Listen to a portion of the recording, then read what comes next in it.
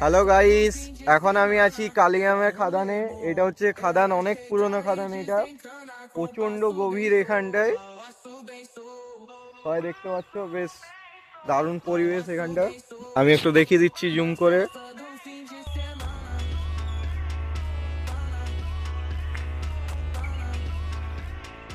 ও জায়গাটা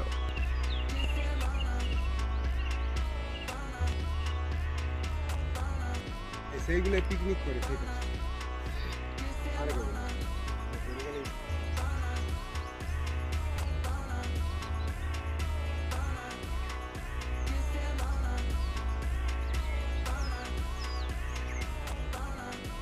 রোগিয়া। আমি না, আমাকে নেই। হ্যালো গাইস, এখন আমি আছি কালিয়ামের খাদানে। এটা হচ্ছে খাদান।